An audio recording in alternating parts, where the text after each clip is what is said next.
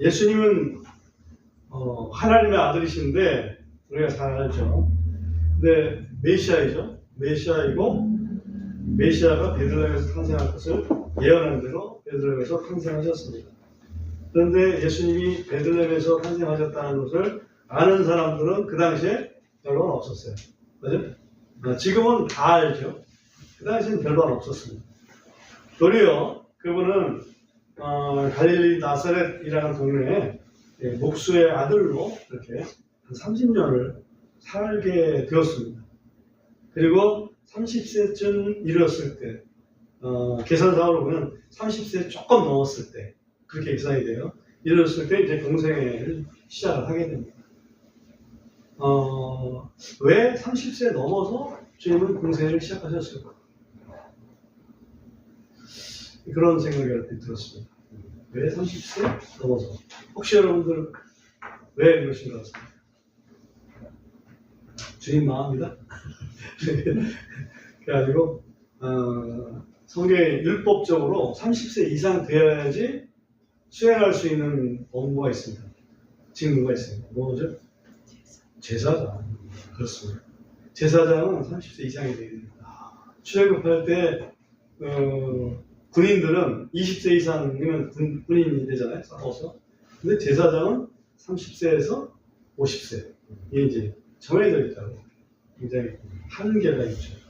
그래서 아마 예수님은 멜기세덱의 반차를 줬죠. 제사장으로서 직무를 해야 되기 때문에 30세가 넘어서 공생을 시작했다 해볼 수 있고, 반면에 여기 침례 요한이 딱 나오잖아요. 침례자 요한 이렇게 되어 있는데 침례 요한 이렇게 해도 익숙할 것 같아요. 저희는 이건 침례 요한이 침례자 요한이 좀 더 정확한 번역이에요. John the Baptist 그래서 침례자 요한 이게 좀 더 정확한 번역입니다.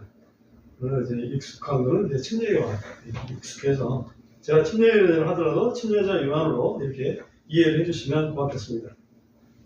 요한은 아버지가 누굽니까? 아버지의 직업이 뭐였습니까? 제사장이었죠. 그래서 요한도 30세가 넘어서 사역을 시작했다 이렇게 보면 됩니다. 요한이 언제 이 일을 시작했는지 그걸 한번 여기 금여배라고 하는 금여배 언제인지 그걸 살펴보려고 누가복음 3장을 보면 거기에 침례 요한이 언제 사역을 시작했는지 나옵니다. 누가복음 3장을 잠깐 펴주십시오.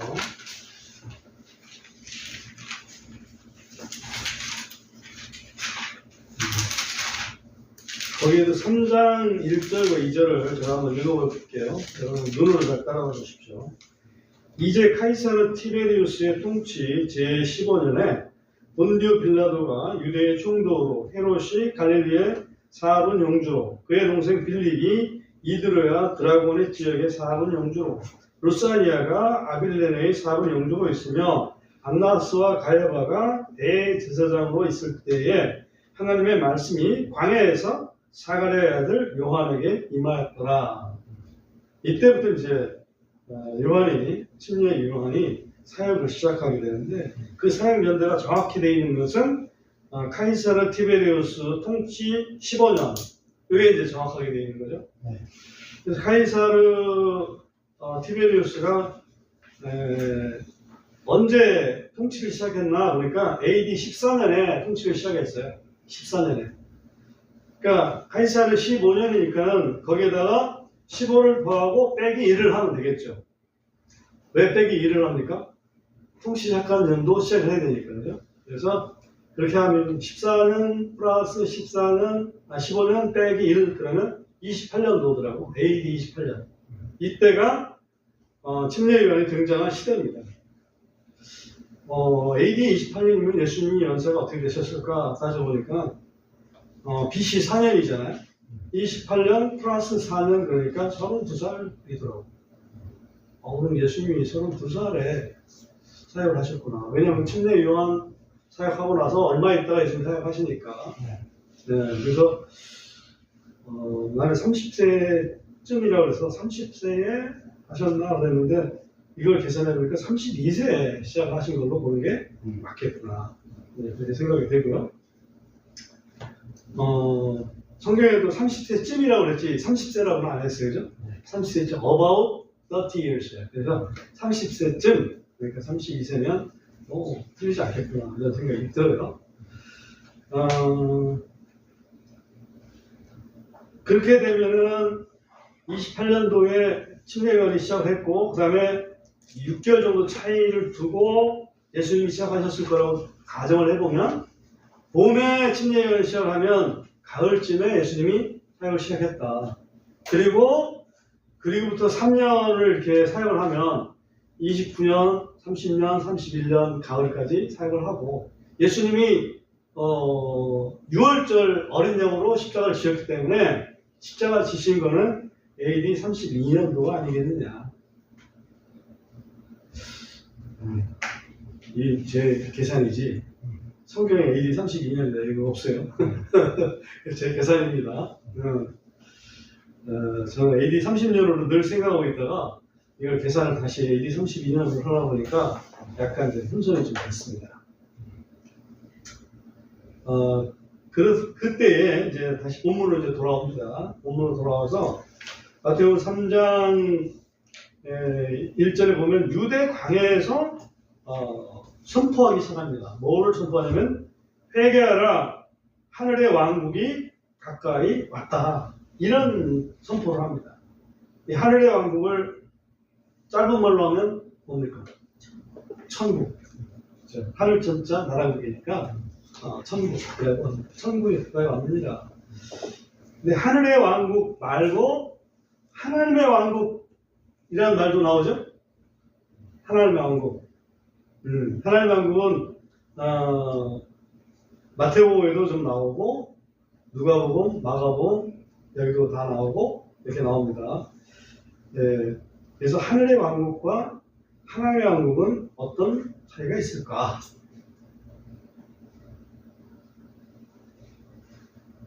하늘의 왕국은 지금 천국이라고 하는 표현은 마태, 마가, 누가, 요한복음 중에서 어느 복음에만 나옵니다. 어느 복음에만 나올까요? 지금 우리가 마태복음 공부하고 있는데 마태복음에 나왔잖아. 마태복음에만 나와요. 마가, 누가, 요한 얘는 안 나와. 킹덤 오브 헤븐이란 말이 안 나온다고. 그리고 마태복음과 겹치는 내용, 이게 천국이 가까웠다라든지 천국은 어떤 사람의 것이라든지 그 내용이 같은 게 있잖아요. 그 같은 내용에 마가복음이나 누가복음에서는 그 천국을 하나님의 왕국이라고 표현했어요. 그러니까 천국은 하나님의 왕국과 같은 뜻일 수도 있고 아닐 수도 있다 이렇게 볼 수 있겠죠. 또 마태복음에 천국만 하늘의 왕국만 있는 게 아니라 하나님의 왕국도 있어. 그러니까 뭔가 다르기 때문에 이렇게 좀 표현을 하지 않았을까? 충분히 생각할 수 있죠. 근데 앞에서는 하늘의 왕국이라고 했고 뒤에서는 하나님의 왕국이라고 이렇게 표현한 데가 있어. 그러면 똑같은 거를 교차로 이렇게 사용하는구나 이렇게 볼 수 있어요. 그래서 이게 우리가 이제 성경을 공부하는 입장이니까 제가 이게 참고자료를 나눠드렸는데 이거 제 작품입니다. 벌써 뺏긴 거 아니니까 여기 잠깐 설명을 드릴게요. 표를 보시면 맨 위에 줄에 그 천국, 하나님의 왕국, 다윗 왕국, 히스 왕국, 마이 왕국 이런 데 있어요. 이런 표현들이 있다는 거지. 천국은 이제 하늘의 왕국이라 천국이라고 했고, 그 다음에 하나님의 왕국, 그 다음에 이제 다윗 왕국이라고 하면 당신의 왕국, 이거죠. 당신의 나라에 이렇게 할 때 다윗 왕국. 히스 왕국은 그분의 나라, 그분의 왕국 이렇게 표현할 때, 그 다음에 마이 왕국은 내 왕국, 내 나라 이렇게 할 때 표현한 건데, 이것들이 사실 거의 같은 의미죠. 같은 의미인데 이렇게 달리 표현된 겁니다. 우선 천국을 한번 보십시오. 천국이라고 킹덤 오브 헤븐이라고 하는 천국이라는 것은 밑에 마태복음 3장 2절, 4장 17절 쭉 나오죠. 마태복음 말고는 없죠. 천국은.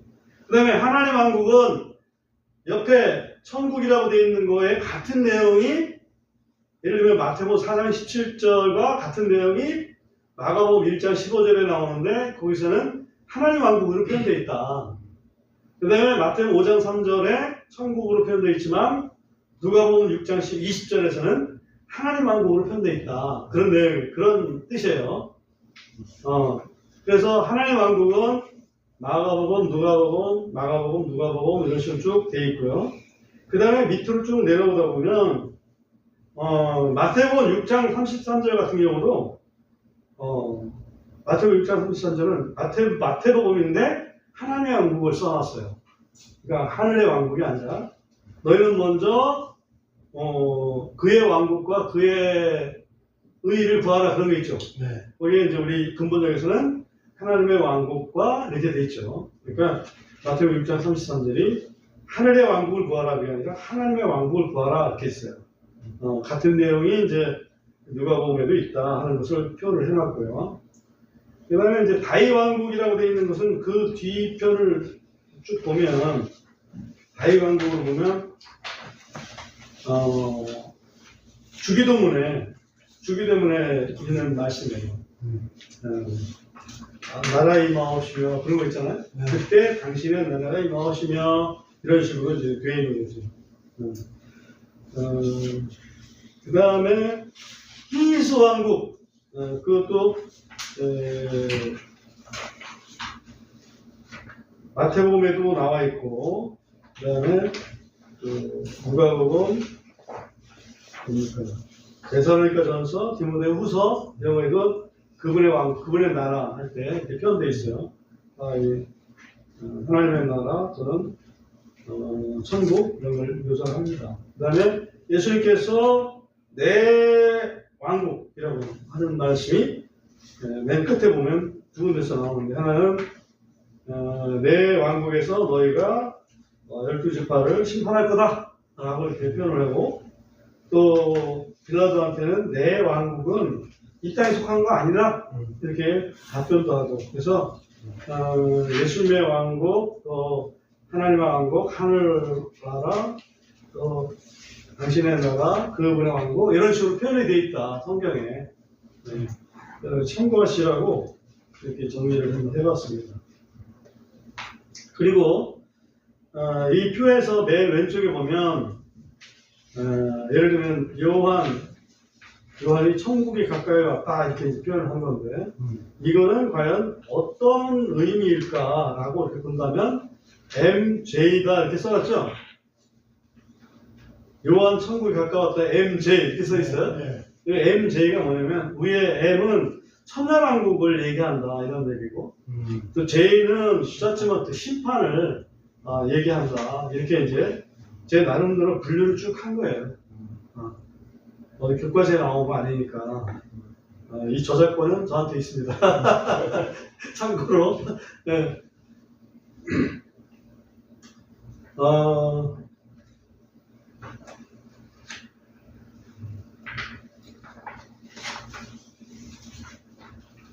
예를 들어서 그 첫 번째 장에서 맨 밑에서 세 번째 줄 보면 신국이 권능으로 임하는 것 이런 표현이죠. 네.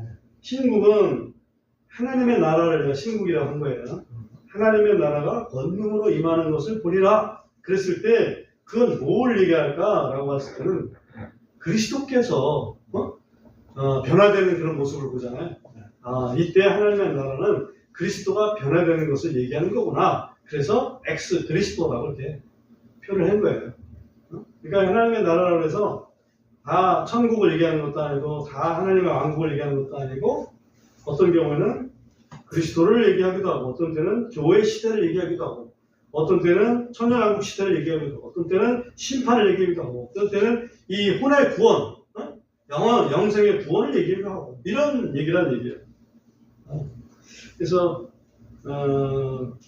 참고로 몇 군데만 좀 보면 맨 위에서 한 10번째쯤 되면 천국에서 요한은 작은 자다 해서 C 이렇게 써놨어요. 요한은 작은 자 C. 그런데 C라고 하는 건 처치 그래서 교회 시대를 얘기한다고. 교회 시대에 요한은 사실은 작은 자다. 침례요한은 교회에 들어온 건 아니잖아요. 침례요한은 교회에 들어오지 않았어요. 그래서 천국에서는 제일 작은 자보다도 더 작은 자다 이런 표현을 했는데 그때의 천국은 교회 시대를 얘기를 합니다. 그래서 참고로 이렇게 표현을 해놨다는 거 이렇게 이해를 해주시고 또 천년왕국 M 있잖아요. M. 네. 예를 들면 위에서 한 8번째 줄에 보면 네. 동서에서 천국에 앉을 자가 많다 이런 앉을 자가 있을 것이다 이렇게 보는데 이때는 바로 천년왕국을 얘기하는 거예요. 천년왕국에 이스라엘 백성들 향해서 하신 말씀인데 동서에서 천국에 일자가 많다. 천년왕국 때 보니까 갑자기 이 이스라엘 사람 나는데 자기들 다스리고 있다 이게 예를 들면 우리 그리스도인들이 그 예수님과 함께 만국을 다스린다 그랬잖아요. 그때가 천년왕국 시대잖아. 그러니까 유대인들이 볼 때는 깜짝 놀란 거지. 자기들은 그냥 다스림을 다 하고 있는데 예수님의 다스림을 다 하고 있지만은 아무튼 또 보니까 다른 그 유대인 아닌 사람들이 같이 다스리고 있다 이거지. 그런 거를 천국이라고 표현했다. 그때 이거는 천년왕국을 주로 얘기한다. 그래서 제 나름대로 이렇게 분류를 해놓은 거예요. 그러니까 여러분들이 공부를 하다가 참고를 한번 해보시라고 잘 이렇게 만들어 놓은 거예요. 이건 이 정도로 지나가고요. 그 다음에 들어가 보겠습니다. 3절, 우리 본문의 3절에 보면 이 침례요한의 사역에 대해서 나오는데 이 사역을 얘기하면서 이사야를 통해서 말씀하신 그 사람이 바로 침례요한이었다라고 이렇게 되어 있어요. 이사야서에 보면은 이사야 40장에 보면 3절과 4절에 이런 표현이 있습니다. 여러분 이사야 40장을 한번 갔다 오겠습니다. 내용을 찾아서 40장 3절, 4절 두 절만 읽어보세요. 광야에서 외치는 자의 소리가 있어 이르되 너는 주의 일을 얘기하라. 사막에서 우리 하나님을 위해 대로를 곧게 만들라. 모든 골짜기가 높여지고 모든 산과 언덕이 낮아지며 또 구부러진 것이 곱게 되고 험한 곳들이 평탄하게 될 것이요. 네. 그래서 이 말씀을 그대로 이제 사명을 감당한 게 침례 요한이다 이렇게 보면 됩니다. 주의 길을 예비하라라고 했습니다. 그러니까 주님께서 오실 길을 미리 터를 닦아 놓는다는 얘기죠. 이때 주님은 누굴까요? 예수님이죠. 예수님 바로 직전에 침례요한에 가서 막 외쳤어요. 그래서 예수님 오시니까 이분이 내가 얘기한 메시아야. 이분이 내가 얘기한 그리스도야. 이분이 내가 얘기한 바로 세상 죄를 지고 가는 하나님의 어린 양이야 라고 이렇게 소개를 했던 거죠. 근데 길을 어떻게 하면 예비하는 거냐 그러니까 대로를 곧게 만들고 골짜기는 높이고 언덕은 낮추고 구부러진 곳은 곧게 펴고 험한 곳들은 더 평탄하게 좀 펴고 이렇게 하라는 얘기죠. 그러다 보니까 우리 옛날 우리 도로 공사 중에서 이런 대규모 공사를 본격적으로 한 게 어느 공사일 것 같아요? 우리나라에서 근대 역사에서 경부고속도로 되지? 맞아요. 경부고속도로. 경부고속도로 낼 때 그냥 막 반듯하게 그냥 줄 긋는 대로 내리니까 산을 막 뚫고 그냥 골짜기 보두고 막 그랬을 거 아니야? 그런 식으로 하라는 얘기예요. 주님이 오시는데 구부러진 길을 가게 할 수는 없다. 우리가 이제 펴라. 굽은 길을 펴고 너무 붕 들어간 데는 좀 메꾸고 높은 거는 낮추고 그렇게 해라는 얘기죠. 이게 어떤 의미가 있겠죠? 예를 들면 너희는 굽은 길로 갔다. 그러면 우리가 뭔가 하나님의 말씀을 어기고 꼬불꼬불 지 마음대로 갔던 길을 좀 펴라. 그런 얘기죠. 너희 너무 높아. 지금. 그러면 너희가 지금 너무 교만하잖아. 그 마음 낮춰. 그래야 주님을 모실 수 있어. 그런 얘기죠. 너희 상처가 너무 깊어. 그거 너희 용서를 받아들여.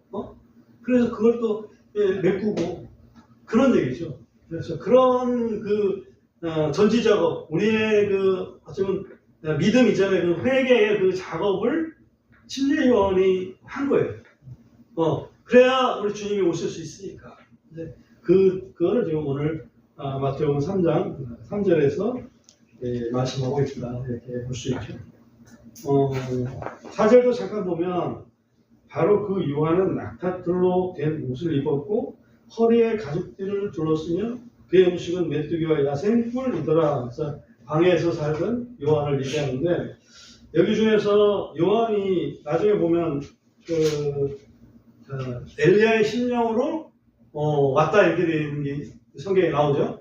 근데 엘리야하고 닮은 꼴이 하나 딱 나오는데 낙타 털옷하고 허리에 가죽띠 둘 중에서 엘리야의 닮은 꼴이 뭘까요? 허리에 가죽띠. 엘리야는 허리에 가죽띠를 떴어요. 그래서 아합 왕인가요? 그가 이런 말을 누가 합디다 하니까 그 사람 외모가 어때? 그러니까 외모가 어쩌어쩌 하고 허리에 가죽띠를 떴습니다. 그러니까 그러면 엘리야구만 이렇게 이제 감을 잡았던 거죠. 그래서 허리에 가죽띠를 띈 것이 이게 엘리야하고 공통점이었다. 참고로 확인을 해봤습니다.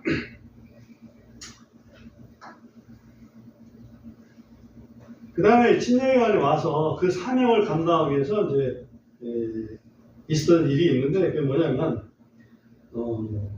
11절로 내려가 보세요. 3장 11절로 내려오면 나는 이게 침례요한입니다. 나는 참으로 회개에 근거하여 너에게 물로 침례를 주지만 내 뒤에 오시는 분은 여기 내 뒤에 누가 한 분 오신다. 그걸 여기서부터 강조를 하는 거예요. 내 뒤에 오시는 분은 나보다 더 강력하심으로 나는 그분의 신발을 들고 다닐 자격도 없노라.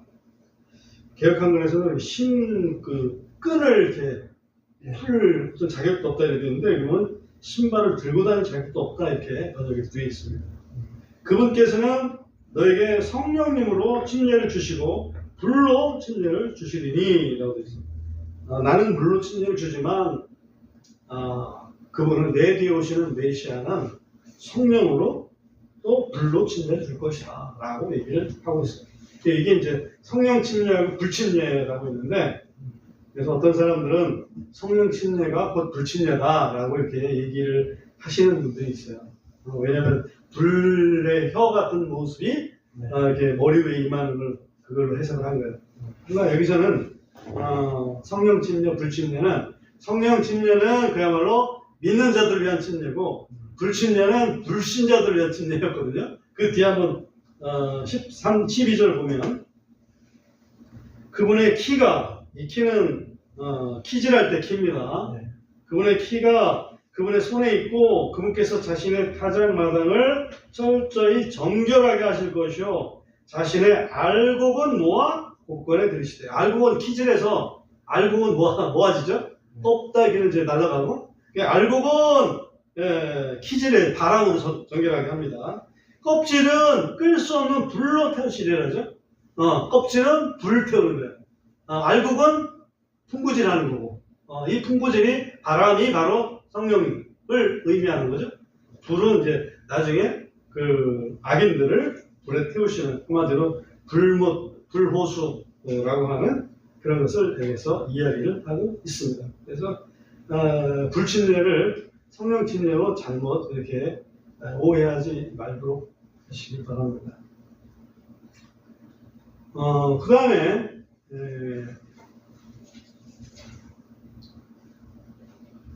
예수님께서 이제 드디어 요한에게 와서 침례를 받는 그런 사건이 이제 기록이 됩니다. 13절 가보면 그때 예수님께서 갈릴리에서부터 요르단으로 요한에게 오사 그에게 침례를 받고자 하시더라. 갈릴리 나사렛에서부터 요르단강에 요한이 침례를 주던 그 곳까지가 어떤 학자들이 공부를 해보니까 약 한 90마일 됐다고요? 90마일이면 60마일이 100km죠? 90마일이면 150km라고. 그러니까 걸어서 150km 가려면 며칠 걸릴까요? 3일 길입니다. 내가 3일 동안 걸어야 올 수 있는 길이 예수님께서 침례 받으러 가신 길이다. 침례가 귀찮다고 세례로 이렇게 바꿔서 한 것이 종교 캐톨릭 시대의 후반전에서 그게 생기잖아요. 전반전에는 캐톨릭에서도 다 침례를 줬어요. 근데 후반에 그 요령이 생겨서 세례를 주기 시작했는데 종교개혁을 하고 나서도 세례를 답습하는 그런 세력들이 있습니다. 지금까지도 있습니다. 침례가 오르면 침례를 받아야죠. 침례를 시행해야죠. 왜 예수님은 뭐가 아쉬워서 그 사흘 길을 걸어서 침례 받으러 가셨겠어요? 그게 오르니까 그렇게 하신 거죠. 그 다음에 14절 한번 보세요. 제가 질문 하나 드리겠습니다. 그러나 요한이 그분을 말리며 이르되 내가 주께 침례를 받을 필요가 있는데 주께서 내게 오시나이까 하더라. 이 말씀하고 요한이 나중에 간증을 합니다. 내가 그분에게 침례를 베풀고 그분 위에 성령이 임하시는 걸 보기 전까지는 내가 그분이 누군지 몰랐다. 근데 여기서는 그분이 침례를 받으면 요한이 얘기를 하죠. 내가 주께 침례를 받을 필요가 있는데 어떻게 주께서 나한테 오셔서 침례를 받으시려고 합니까? 모순 아닐까요?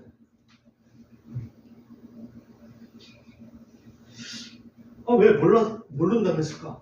이때 이렇게 알았는데. 그래서 그 말씀을 가지고 좀 생각을 좀 해봤습니다. 요한하고 예수님은 친척이죠, 어찌 보면. 그죠? 왜냐하면 마리아하고 요한의 어머니하고의 그 친척 관계가 있으니까 친척인데, 그렇다고 해서 이분들이 서로 어렸을 때 만난 적이 있나요? 없어요. 왜냐하면 요한은 예루살렘의 제사장 집안이니까 예루살렘에서 주로 살았고, 예수님은 태어나자마자 이제 나사렛 가서 사셨잖아요. 그러니까 같이 조우할 일이 없었어요. 연통을 했을지 모르지만은 같이 조우할 일이 없었어요. 그런데 어떻게 예수님을 알아봤을까? 모른다고 나중에 모른다고 얘기했는데 이때는 또 알아봤단 말이에요.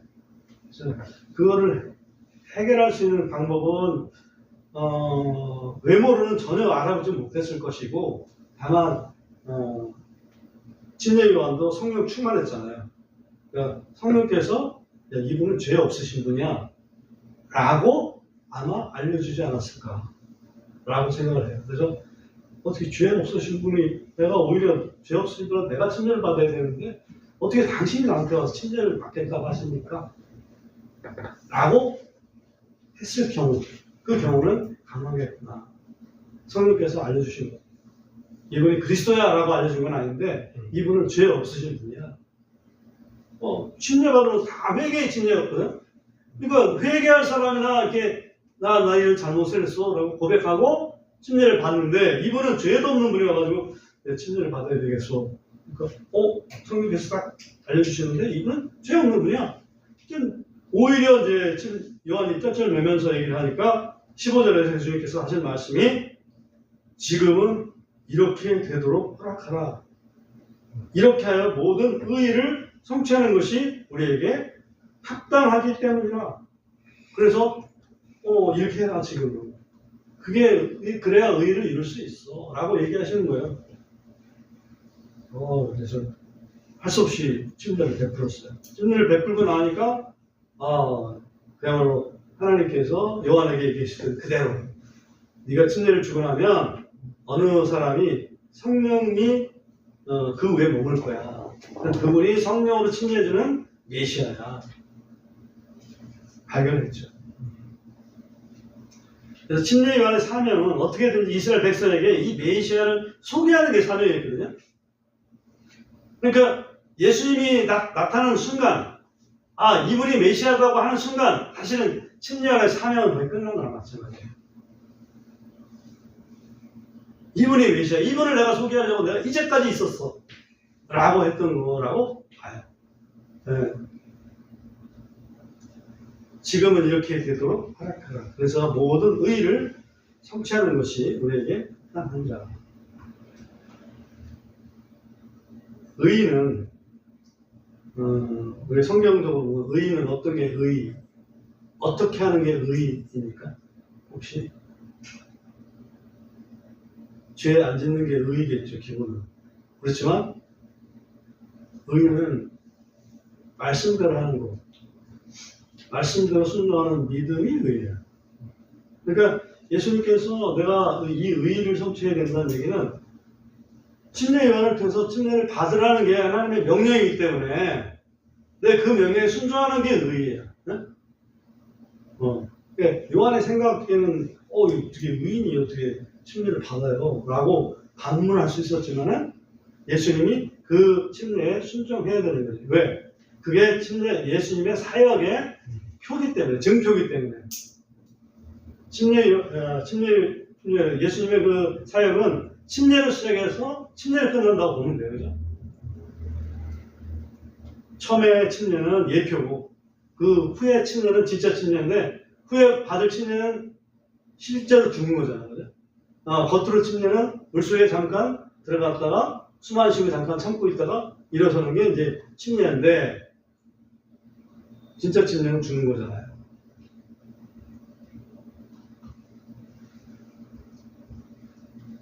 그리고 의의를 성취한다는 얘기는 결국 그렇게 해야 예수님이 그리스도라는 것을 침례 요한이 눈으로 볼 수 있잖아. 성령님이 그 위에 보는 것을 보면 그가 바로 성령으로 침례를 베푸는 분인 줄을 네가 알지니라.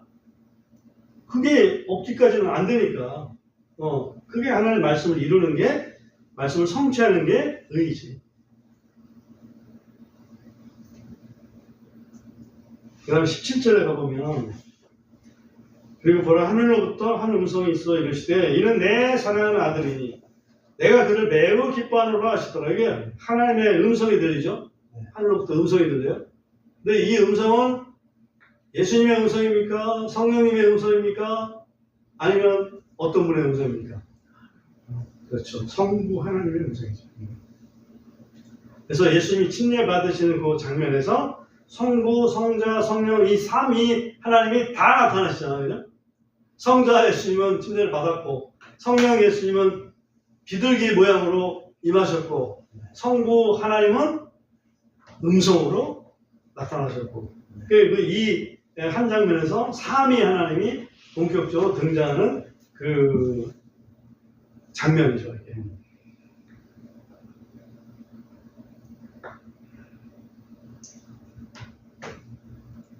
오늘은 마태복음 3장에서 침례를 이제 시작으로 해서 예수님의 공생애가 시작된다 하는 것을 살펴보았는데, 침례는 성전에서 베푸는 게 아니었어요. 침례는 요단강에서 베푸셨죠. 광야에서. 그러니까 성전에서 베푸시는 거면 그냥 성전에서 제사장이 어떻게 이제 그 물두멍에서 이렇게 하면 되겠 텐데, 그렇게 안 하고 그 성전하고 전혀 멀리 떨어져 있는 광야에서 이걸 시작했었다는 얘기죠. 그 얘기는 어떤 의미일까? 나름대로 한번 생각을 해볼 필요가 있어요. 이것은 침례 요한부터의 그 침례 복음은 성전 제사를 벗어난 거구나. 성전 제사를 지금 초월한 거구나. 그러니까 성전 제사로는 불가능하기 때문에 이제는 저 성전을 넘어서 저 유대 광야의 요단강에서 침례를 시작으로 인해 가지고 이 복음이라는 게, 은혜의 복음이라는 게 시작이 된 거구나. 이걸 알 수가 있어요. 그리고 아까도 말씀드렸지만 이 침례는 그리스도의 사역의 예표였구나. 주님과 함께 죽고 장사되고 부활한 이걸 침례시키잖아요. 그것처럼 그리스도께서 앞으로 우리 죄를 위해서 죽고 장사되고 부활하실 것을 예표하는 그것이 바로 침례구나. 그리고 무엇보다도 우리 주님께서 그 침례에 순종하기 위해서 요단강까지 왔던 것처럼 우리도 당연히 주님을 본받아서 믿고 침례를 받으라 그랬으니 우리는 믿고 침례를 받는 거예요.